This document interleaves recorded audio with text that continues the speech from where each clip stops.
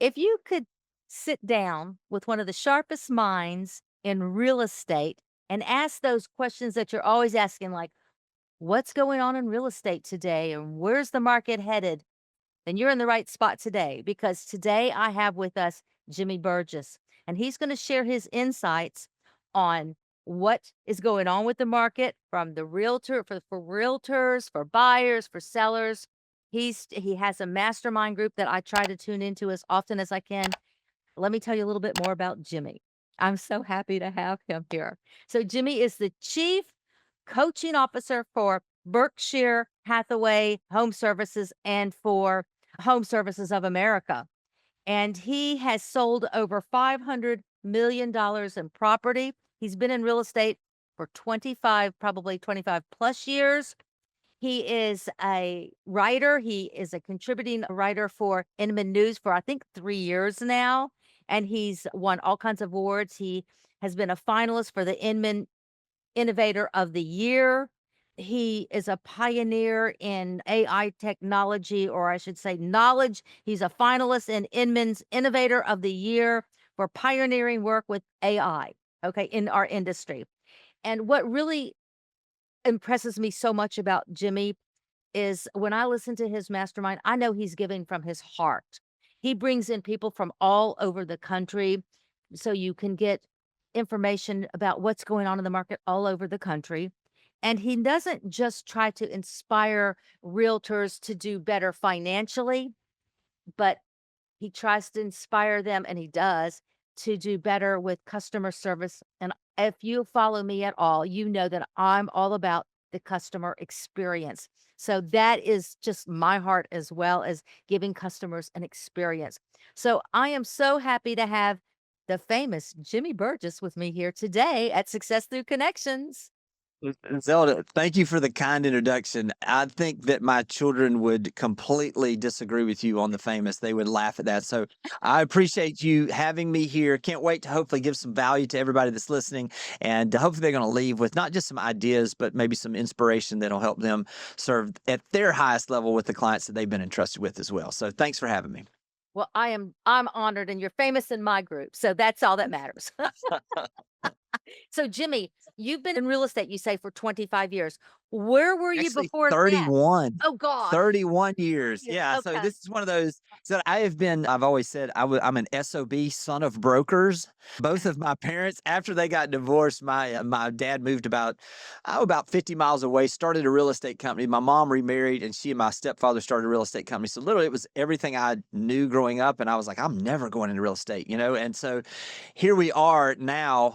Now this is my 31st year in real estate, and so it is well over half my life, and it's been one of these situations where now after 31, I don't know when I became the old guy that's been doing this so long, but all of a sudden now it's like I've seen different market cycles.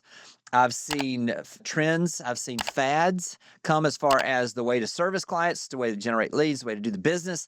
And what I've found is that there are certain things that have just stood the test of time. And it may look a little bit different, but it has the same core foundation. And so, what's been fun for me is now, after I've made all the mistakes, it's not like I got all the answers, I've made most of the mistakes. And with the reach that I have with agents across the country, I get to really hopefully try to give back to the business that's given me and my family so much. And so, that's kind of a little bit of a background. And really, what kind of drives me is now is that I had so many people through my 31-year career that really, just really taught me how to do this the right way, who inspired me. And so I think the best way where I'm from, the best way to honor those people that took the time to help me grow and become hopefully the agent and the servant that I am, that I get to honor them by spreading a message that doing what they did for me and hopefully even maybe taking it to a whole other level on trying to do it as much as I can with as many people as I can.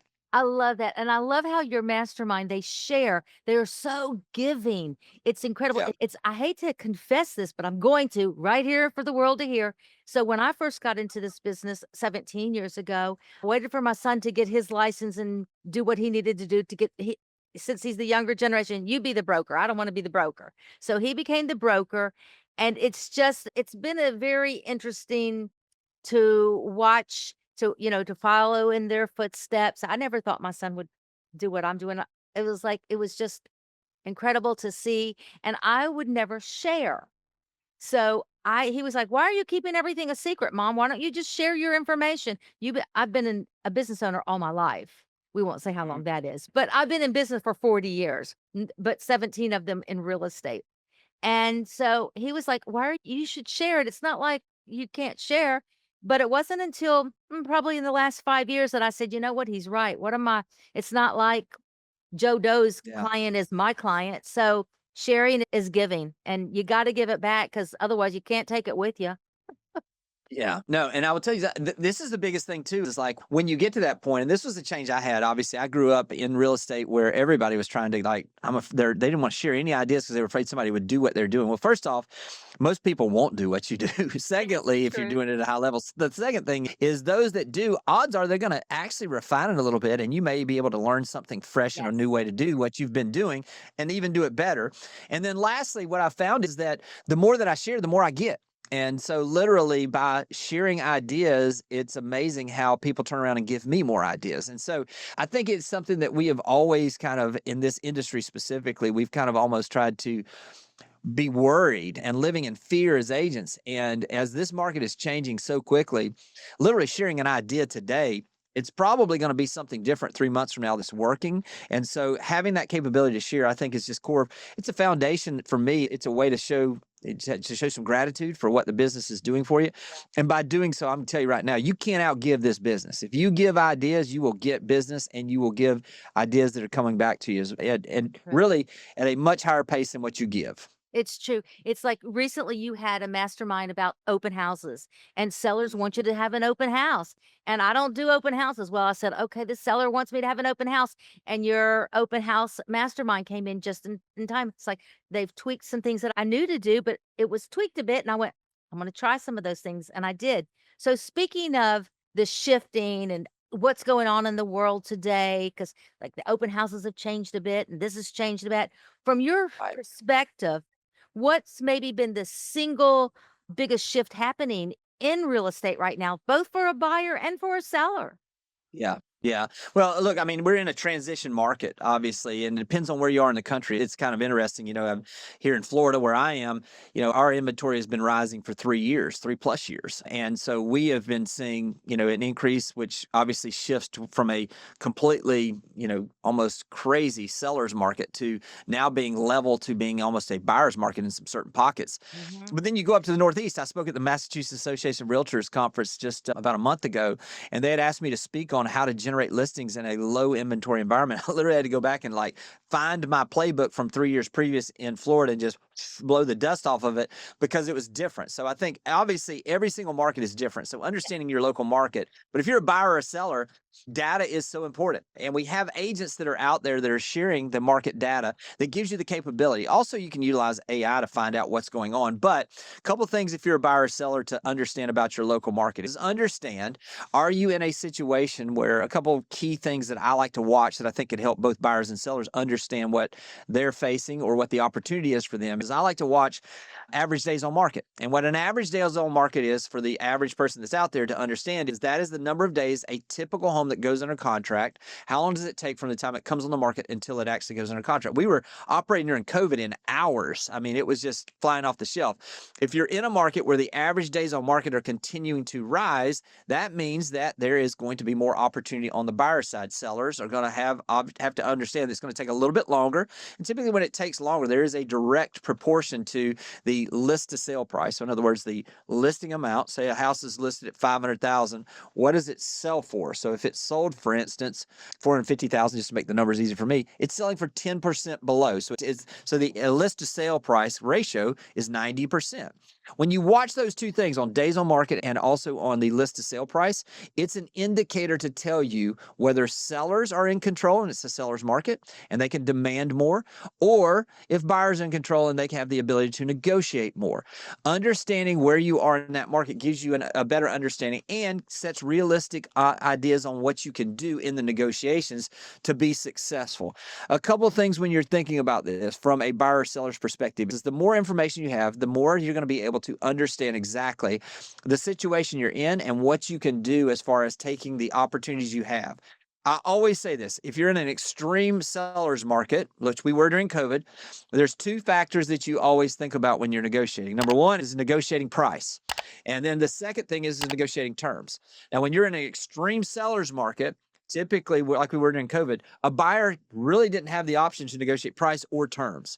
Now, as you shift back, if we were in a situation where we have over a year's worth of of days on market on average in there, and we're shifting where it's an extremely big buyer's market, the seller has less opportunity to negotiate on price or terms. Mhm. And where we are now is we're getting back to a more normalized market in most markets across the country, where the average days on market is pretty much in line with what we see historically. It's still maybe leaning a little bit less in some areas. But what we're seeing is now is that gives a buyer and a seller an understanding that in a normal market, odds are you can negotiate one, but you can't negotiate both. So you have to put a priority on what it is that you're looking for. Is it price or is it terms? And then understanding your local market on where you are, whether you're a buyer or seller, and what advantages or opportunities you have, that gives you a better understanding on how much you can negotiate on those things. So I hope that gives a little bit of a That's better great. broader perspective on That's how to do it. That's wonderful. I have a seller now who he's like, "Should I sell now or should I sell later?" And he goes, "I think I'm gonna sell now because at least I know what the market is now. If I wait till the spring or the summer, I don't know what's gonna happen then. It could go up, it could go down." He goes, "But at least now I know what I can sell for and I know what I can get for, what I can buy Right. for." So that Right. was you just don't know. But And that's the thing. No one can ever time the market perfectly. So the best time to buy a home is when you are in a position to buy a home. I will tell you that if your time frame for buying is that you're going to be in the home for 5 to 7 years, you're going to be very pleased with that decision, historically speaking, over a 5 to 7 year period. If you're wanting to sell, just like what your seller's selling, it is no one knows what the market. If somebody tells you what the market's going to do going forward in the next short term, 3 to 6 months, they'll lie to you about other stuff because nobody knows. I mean, obviously, none of us have crystal balls. And understanding that the time to sell is when it makes the most sense to you and your family, and you take all of those time frames out where the question marks out and you're comfortable with selling right now and you'll be satisfied with this price and the market environment that you're in, that's the time to sell. And so a lot of it is specific to individuals. You can't time the market. And when it comes to buying, I've always said it this way, it's not about timing the market and buying at the perfect time. It's more about time in market. So in other words, if you're holding a house for an extended period of time, over historically speaking, you're going to be very pleased with the amount of equity that you're going to build based on the time that you're in market versus timing the market and being that perfect time to buy. that's true, and the perfect time for me to buy or sell, I tell people, it's like, "What's your motivation? Do you need to move?" Correct. It's like, "Are you moving? Right. You have to move? Now's the perfect Right. time. Let's do it." So, yeah. Yes. So, what Yeah. are you noticing? Because I know you talk to people from all over the country. Are any particular states surprising you? Like, the markets are booming and you wouldn't think they would, or they're really sluggish and you would have thought they would be more booming? Are you noticing any of that? Yeah. Yeah, I think what we saw is the areas where we saw during COVID, where we saw, I always call it like there's a certain number of transactions on average every year. So when you go through something like we did in COVID, where we had what I call front loading, in other words, we took and we had so many transactions. I'm going to use it in Florida, in Texas, and we had those areas where people were flooding into those areas Mhm. purchasing. You took what would normally be the average number of sales and you took some from the coming years and you pulled them forward. So it's like you front loaded some of the transactions. So you saw extreme numbers of transactions on the front end. And then which is that there has to be a normalization. You can only do that for so long. And so what we've seen is that a lot of those markets that were so red hot, the Miamis, the Tampas, the Austin markets, you're seeing some of those markets cool down a little faster than some of the others. Then there's pockets, like I say, in the Northeast, where you're seeing that it is still just ultimately it is about there's not enough inventory for the buyers that are out there.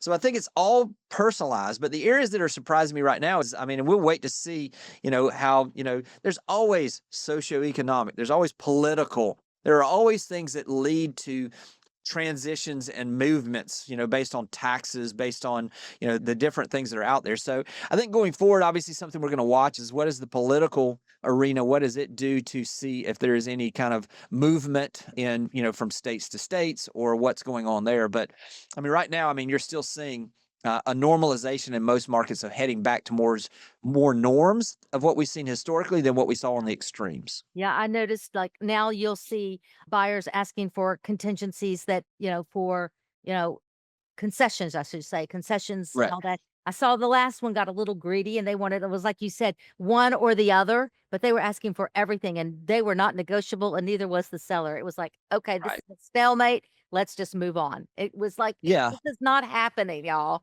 Move on." Right. So, Yeah.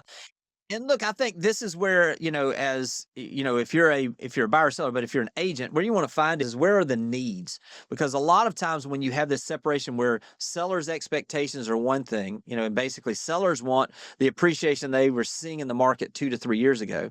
Buyers want what they anticipate it's going to be going forward. And what it does is it opens up a couple of options as far as what we're seeing out there with these folks. So for instance, let's just use this for example. If we're looking at buyers that are looking to come into a marketplace and they're to get realistic is to understand what's happening. Understand, yes, you do in most cases have more opportunity to negotiate. But what are the negotiation things that are most important to you? That could be timing.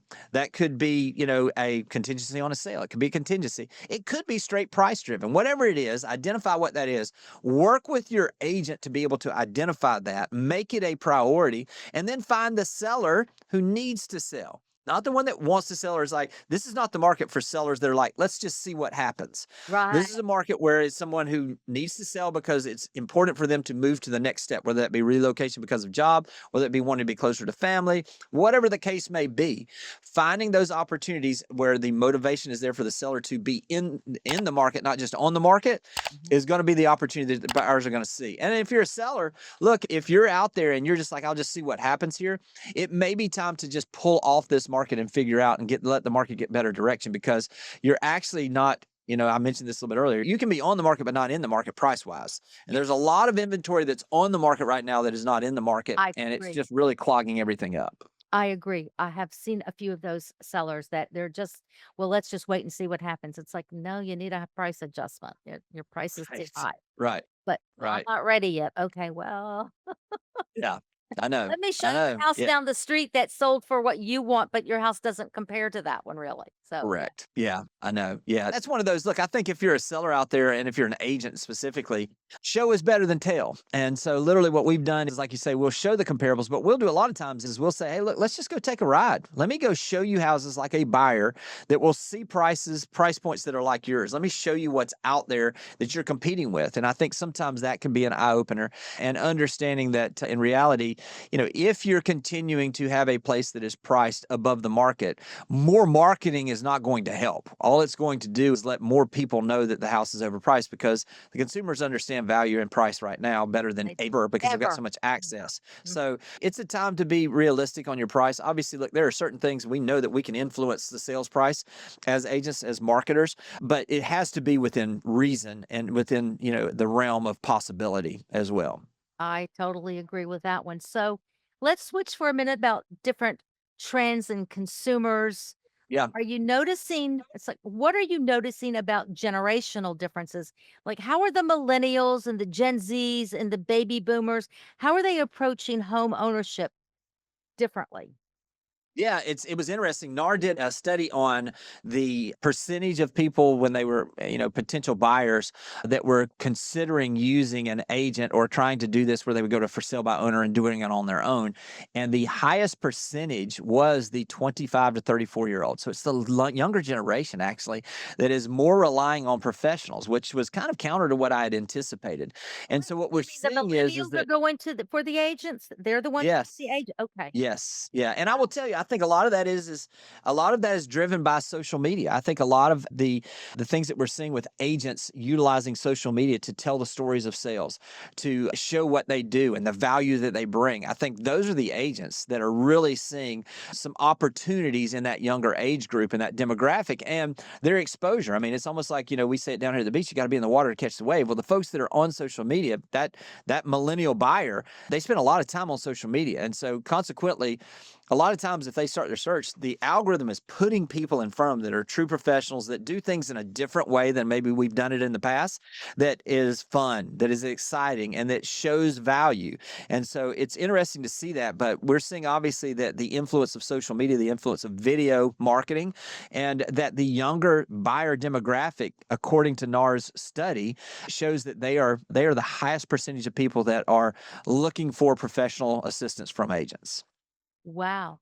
So what Yeah. about so are the rest just not are trying to do it on their own? Yeah, look, they're not. No, I mean, look, they're still high. I mean, we're still talking about, I mean, I think the lowest age group was still in the 87% range of people that are wanting to use agents. So one thing that with all the change in NAR, as far as, the NAR settlement, as far as everything that we've had change, one thing that has stayed consistent, and we are actually at a higher level, is that the consistency of clipping off right between 85 and 90% of people absolutely see the value in utilizing a real estate agent to assist them in the transaction. So that is a trend that, we really haven't seen a lot of change on, but it's pretty confirming. Every single time we've seen this, my buddy Chris Kelly had shared a slide on this where you can go back and look. It seems like about every 8 to 10 years, we have something that everybody says is going to absolutely change everything in our business, and that the agent is going to be moved out. If you go back when we saw initially when we moved years and years ago, decades ago, from the MLS book where people actually had to come into the office to look at this, and they're like, oh no, everything's going to be online, and they're going to have the ability through the MLS just to find the information themselves. You actually didn't see a decrease in the number of people that were utilizing agents, like the scare that everybody said. Then we had Zillow come along, and now they're sharing all the data at an even higher level, and everybody's like, oh, that's going to end agents, and we haven't seen that. And then we saw the NAR settlement, and everybody was worried, oh, that's going to cut down and reduce commissions. It actually made them move up. So, I mean, these are things that we're seeing trends where I just think that a lot of times in the news, what sells in the news is the flash, the world is ending, the chicken little, the sky is falling. In reality, what we're seeing is that, especially with this next generation, we're continuing to see them see the value in utilizing a professional real estate agent to help them and shepherd them through the biggest transaction in a lot of cases that they may have in their entire lifetime. So those are some trends we're seeing right now that just confirm the value that the consumer sees in what we do on a daily basis. I'm gonna go a little deeper on that in just a minute because I've got a lot of questions about that with all this AI and everything else. I'm gonna go Yeah. back to that. But I want to stick for us just a second on the different generations. We've talked about the buyers and the sellers a little bit. Let's talk for a second, Jimmy, about the realtors, the change in the guard, if Yeah. you will. You know, the difference between and we all saw that during COVID, a gazillion millennials jumped in and they were just order takers, in my opinion. Sorry, I don't mean to offend you, but if you've stuck with it, then you're not just an order taker because it's harder now. Right. But Right. they operate different, they dress different, they act different, they are on social media different. What are some of the things that you see that differentiates how the boomers, the Gen Zs, and those millennial realtors are? Yeah. They Well, I really think sometimes it's not even the age, it's the amount of time that people have been in the business. I mean, there are some agents that, I had somebody tell me this one time. They said, "Hey, everybody's going to get older, but getting old is a decision, and me personally, I'm not going to go down like that." And so that's why I'm so focused on AI. That's why I'm so focused on marketing, is because there are agents that are 33 that have been in this business 10 years, and they're operating like an older agent more than I am. And so I think it's not even just Dang, it's how well, so? well, they are so stuck in the ways that that I can't stand about around being around people that say we've never done it that way, or they say this has always worked for me, and so I'm just going to keep doing what I've been doing. You have to understand everything change is inevitable. And also, I had somebody tell me this last week, and I thought it was so true. We have a lot of people that have been in the business for a while. And look, that could be people that are 20-year veterans that are 45 years old, or it could be somebody that's been in the business and they're in their 60s. And they're just set in their ways. And what this person told me last week is you have to understand when you stop moving forward and you begin to say, my business is good, I'm just going to coast, I guess you could say. You can only coast one way, and that is down. And so what you have to understand is that if you're not applying the new marketing techniques, if you're not testing and trying and utilizing AI, what you're doing is you're actually moving backwards, and that will reveal itself. I've said this about AI. I have no doubt in my mind that AI is not going to replace professional real estate agents. But I do believe with all my heart that over the next 3 to 5 years, the agents that will lean in, understand AI, utilize it in a way that they can serve their clients at a higher level, they will absolutely outperform those agents that do not utilize it. So from that perspective, when I'm talking about, when I say an older agent in the business, that's someone that just doesn't adapt to what's changed. Obviously, a younger generation grew up with cell phones in their hands. And even the generation that didn't grow up with that now, it's embarrassing to see how many, when it tells me at the end of the week how many hours on average I've been on social media or on my phone every day. It's embarrassing. It is So embarrassing. it's one of those where you just have to adapt and understand. And so what I try to do is just try to be around agents that are doing things new, fresh, different. Doesn't mean, look, at a core fundamental way, this business is still about relationships and bringing value to the marketplace. Now, the delivery on that has changed. The delivery of, instead of somebody being in my CRM, which it still works, but of them being in my CRM versus me being a friend of theirs on social media that I'm commenting and having conversation with through direct messages, it's a different way of building that relationship instead of me sending out an email campaign to tell them what's going on in the market every week. So there's different ways of delivery, but at our core fundamentals, it's still about relationships and bringing value to the marketplace. The delivery is just a little different. Totally agree. In fact, when you mentioned that, it's like how many things I get in the mailbox from agents and things like Right. that. And I go, and this is me giving it away. When everybody else is zigging, I'm going to zag. When they start to zag, I'm going to zig. If you're sending out the emails, I'm not going to do that. I'm going to go see you. And If they're all going to see you, then I'm going to, but I never do the emails because they get lost in email purgatory. It's like delete. yeah, So, I will tell you some of the stuff that I've really looked at, and what I've tried to do is like, look, everything still works. There are right. seasons where things come and go out of what works best. My buddy Jimmy Mackin, co-founder of Listing Leads, he does a great job of writing copy. We did an interview this last week where we talked about 5 direct mail pieces. Look, those 5 direct mail pieces were different than any direct mail pieces I'd sent in my 30-year career in a lot of cases. Can you give our realtors Other some than tips some on that? yeah, I mean, I think what the biggest thing is like it's just understanding and getting very targeted, and a couple of we did 5 different ones. And it was really a lot of them are just, a little bit of a shift on what we've done in the past. So I'll just give you one, for example. We call it the magic buyer letter, or Jimmy calls it that. And what he does is he basically takes the buyer, I've called it the buyer's bait kind of program, where basically we're taking a buyer that we haven't been able to find the right home for. They have a specific type of home or a neighborhood they want to be in. Mhm. So we're getting very focused in on a specific group of homes that might fit for this. And then on the letter, we're basically saying, and the copy's written, and you can see all this in Listing Leads where he does this, but basically, or you can see it on that video. And it'll be an Inman article, actually, depending on when you're listening to this, it will be going live this next week. But it will actually goes in and gives a specific, like, I know you're probably not thinking about selling. But Right? if you were wondering if there are people that would love to live in your neighborhood, I'd love to share with you a client I'm working with that I'm doing everything in my power to help them find the ideal home. They are looking for, and it's bullet points, a 4-bedroom home in this specific neighborhood that you live in. They have been pre-approved for this amount. They are looking to be close to these things or what's important to them, just a few bullet points. And then it just goes into that whether you're considering selling or not, I promised my buyer that I would do everything in my power to help them find the ideal home. And that's why I'm sending this letter. If you or someone in the neighborhood is considering selling, please let me know because we may have a situation where it would be a win-win. And the buyer has said for the right place, they will be willing to pay a premium. Now, this is different copy. And then it's just simply, if you're curious about your value or would like to know more details about this and you're considering selling, reach out. So it's a little bit of a different piece. And that direct mail piece, where it's not just a shotgun piece that goes out to all over the place, that is working really well right now. Also, telling the story, and this could be emails, this could be direct mail, but telling the story of a success story. In other words, making the process the hero.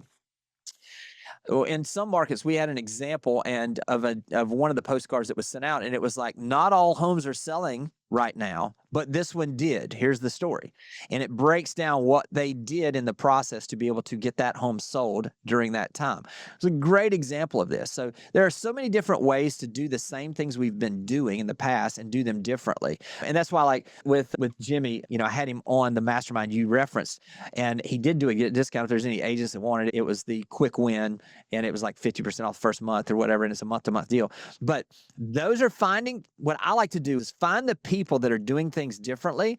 This is what I've tried to do over the years is I try to find the best ideas, bring them back, and kind of just share those ideas out with everybody else because I just think it helps make everybody better. So just a little twist on some of the things that we've done in the past and doing them a little bit differently has increased the effectiveness of those dramatically.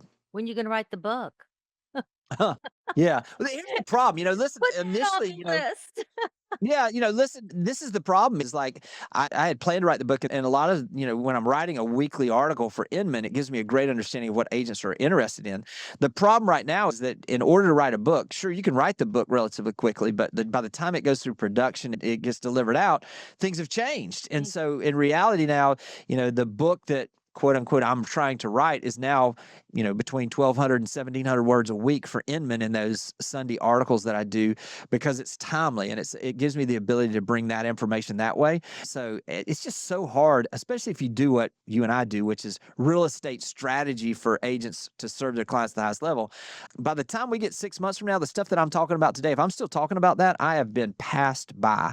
And so it is just continuously adapting and finding those opportunities to Yeah. what's working this week. So that's an example like that interview that I did with Jimmy Mackin that is live now on my YouTube channel and that will be the article this week. We did that last week because we wanted the freshest ideas we'd gotten feedback that was working for agents literally right now. Because if we wait 6 weeks to put that out, some of the stuff may be stale or maybe there's even Sure. something that's more effective then. So true. I was asked to give a speech come up in February on AI, and I was asked probably 3, 4 months ago, and I said, "Sure." And since then, of course, so many things have developed. So I put Right. in a folder for that speech all these new ideas because it's evolving all the time. And then I ran into the woman who hired me to come and speak to this group next year. And she said, I've been thinking, so much has changed in AI since we first spoke." And I just sort of laughed and I said, "Tell me about it." I said, "I got you covered." It's like, I've got your folder and everything is Right. evolving. So yeah, Yeah. it's like there's new tools, there's new technology. I remember when ChatGPT first came out because I was at a real estate conference and this woman was talking about ChatGPT and I had heard of it before, but I wasn't really sure. But boy, I went home and had so much fun with it. And I've taught so many people how to use it and how you can use it, not just to write silly little things, but to use it for strategy. It's like Absolutely. use it for Yeah. strategy, not just for silly little things. But Yeah. I so think that is the biggest shift that I've seen in my entire 31-year career. I think it will change everything as far as our ability. It already has for me. I mean, it gives me such an opportunity, like you say, to discuss strategy, to take, I mean, that was something that literally Jimmy and I were talking about is literally going in. One of the other, things that we focused in on that is that understanding that over 50% of the sellers next year are anticipated to be what he calls the silver tsunami, the 60-year-olds that have lived in their house for an extended period of time. And so one of the things that he talked about is well, how do you identify this? Well, there's you can buy these services out there, but you could literally take the MLS data, download it for the last couple of years, and find the hotspots in the neighborhoods where the owners have been there for over 10 years and do some things, and it will give you a very targeted list. So I just think, utilizing it on so many different levels, and it just continues to get. I mean, listen, this is the thing is as we're talking now, artificial intelligence, whether using ChatGPT or any of the other models, it's the worst it's ever going to be. It gets better every single day. And so literally it's something that just continues to get better and better. And if you can harness that, it is so powerful in the way that you can serve your clients. it's great. I don't know how I existed without it at this point. It's like, are there Right. other tools besides AI that realtors can use for technology and such to give them the edge in the market? Yeah, I mean, I think any technology right now is AI driven, if it's as effective as it can be. So, I mean, look, there's some things that I old school that I still use day to day. Bomb, which is a video recording app that embeds in there. I mean, I've been using that for 10 years, but it continues to give the open rates better. It gives us more personalized on the communication. That's one that I've always used. We're seeing, obviously, I don't want to go too deep into the technology stuff Right. that we're seeing out there, but when you're looking at some of the things that are coming, you've got everything from, 11 Labs and HeyGen, which basically are two that can clone your voice, that can give an avatar where you can record videos without ever being in front of a camera and just utilizes the capabilities with AI there. I think those are exciting things. Also just some of the basic things for social media that we're seeing out there, whether that be some of the tools that are like captions that gives you the ability to just make sure that you're getting the captions on your videos. Also has a translator for multiple languages. It also has the ability to use, they call it AI contact, where if I'm looking off camera and I'm speaking, it will actually move my eyes into the camera where I'm looking into people's soul for the connection. I mean, there's so many tools out there right now that are just doing amazing things for agents. It's a great time to be in this business, and the efficiencies just keep getting better and better. Yeah. I don't know if you follow a fella named Ford Sakes, No. branding expert. I'm gonna highly recommend him. Talk about AI. Well, he gave us a list of different ones. He talked about how they can do your voice for you and so Right. many things. It's like I have a list. I haven't been able to get through the list yet to check them all out, but it's Right. it's just fascinating how many are out there. So, looking ahead, is there anything that you can give for advice that to predict well, we don't have that crystal ball, although I did buy Yeah. one on Amazon, but I Yeah. bring it to speeches and say, "Okay, let me get my Yeah. crystal ball out." But Exactly. what should people look for in the future coming up in the housing market for a buyer, Yeah. seller, realtor, whomever? Just what do you see happening? What kind of changes do you see? Last minute Yeah, what I would just say that, economically, we know that there are cycles, and understanding where you are in the cycle is critically important. So, depending on where you are in the country, obviously, we're seeing this year, we're seeing transactions flat to up a little bit from where they were over the last couple of years. We anticipate, and all of the predictions are from all of the economists that, I utilize a lot of stuff that my friend David Childers does over at Keeping Current Matters. Everybody pretty much is anticipating that we will see measured growth as far as transactions going forward. Look, it would be naive to not understand that spring always comes after fall or after winter. And winters sometimes are long and they're cold, and sometimes they last longer than they do, but it always comes. And so if we are looking at the real estate market and the economic cycle, we have been, at least in our area, we're now 3 years into increasing numbers of inventory that's available, houses for sale. We're looking at prices that have been flat to even down in some places.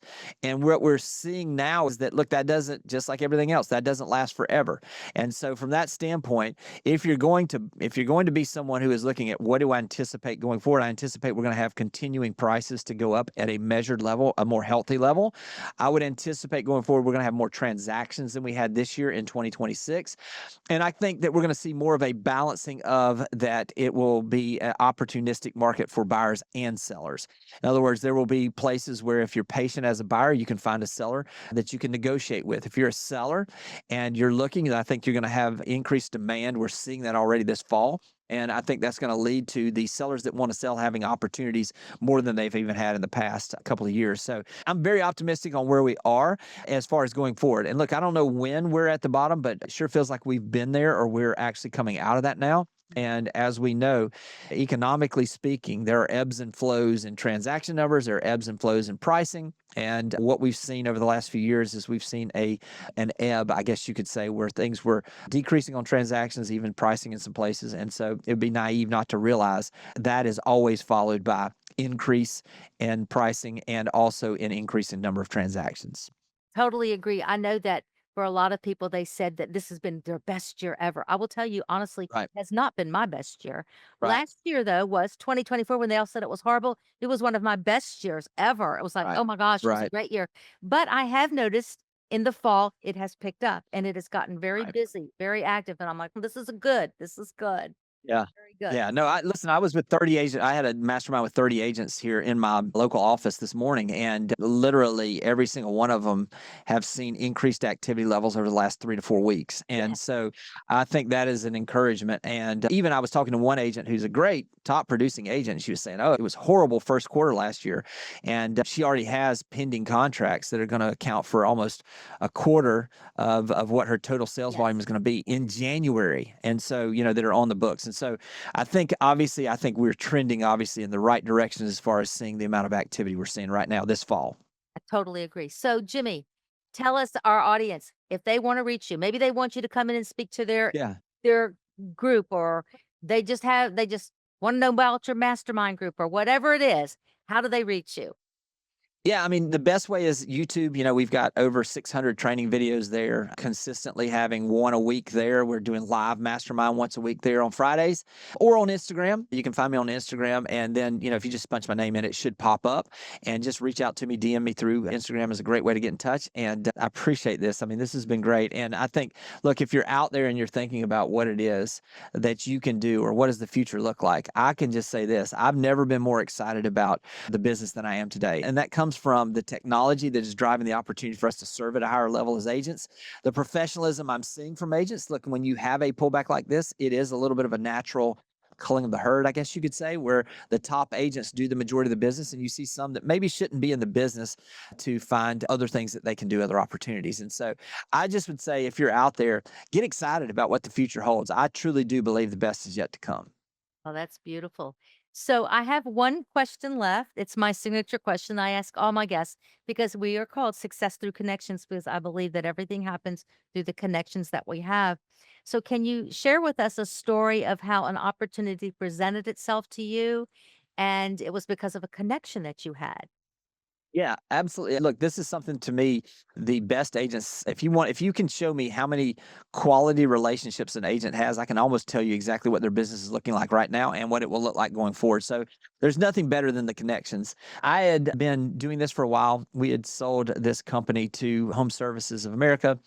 I had wanted to go back into sales a little bit because I was watching and I was teaching so many things and people having so much success. So I did, and I did that for 6 months. Stepped away from this position. One of my best friends in the business is Chris Kelly, who's CEO for Home Services America. He had moved into our area. He and I had worked very closely, obviously, in the leadership team with Home Services and with BHHS.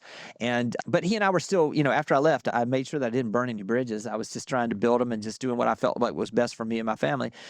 Well, he and I would still walk, occasionally every once a week or a couple times a week, and depending on the weather, because he lived here locally. And as he moved into the position as CEO of Home Services of America, we were walking one day in June, and he said, "Hey," it was actually my birthday, and he said, "Hey, I got a little birthday present for you. I'd like to make an offer for you to become the chief coaching officer for Home Services of America," which is basically my dream job. I just get to wake up every morning, figure out how I give value to agents, and look, that was because of the relationship. He was in a position, he was building out his team, and because of our relationship and his understanding of who I am, hopefully, and the value that I bring, he came to me and he created a position for me. There had never been I didn't know what that was. I was like, what is that exactly? And we had to figure it out, basically, build the plane as we took off with it. But literally within 2 weeks from him bringing that up on our morning walk, we had worked everything out, and I was back home at Home Services of America and with Berkshire Hathaway Home Services as being able to lead, now, roughly 65, 70,000 agents in all of the companies. And it was all because of the connection. It was all because of the relationship. And it was all because of that. When I did leave, I tried to do it in the right way that caused as little disruption as possible. And, he and I just remained friends, confidants through that time when we weren't even working together. And lo and behold, once he elevated, he brought me along with him. So I'm very thankful for that as well. Isn't that a beautiful story? I love it. It's like, at the beginning of the show, I always tell people how I'm connected to the person who's my guest. And I failed to do that with you. But honestly, to our audience here, is how I met Jimmy was through, I followed him on this Inman News. And I would just always look forward to that. Was practically the only thing I read there. Honestly, if I couldn't sit still for the whole thing, I read you and I watched your videos. And then I don't know, I must have signed up for something, because then I got an invitation to your mastermind group and I went, "Holy cow, I don't work with Berkshire Hathaway, but I'm not gonna miss this. And so Yeah, every chance I get, and you're just so genuine on the show. You were on the mastermind. You're just so genuine and authentic. I thanks. thought, so it's like I'm putting him on my bucket list for who I wanna get on my podcast. So I thank you for that. And I wanna thank my audience for joining us today. Hopefully, this has been very helpful for you if you're a buyer or seller or a realtor. And I just wanna remind you to subscribe to this podcast. We release a new episode every single Tuesday morning. And remember that success does not happen in isolation, it happens because of the connections that you have. And today, connections are currency and connections are the real power move. So until next week, I'm Zelda Greenberg, your host of Success Through Connections. Keep connecting. I'll see you next week.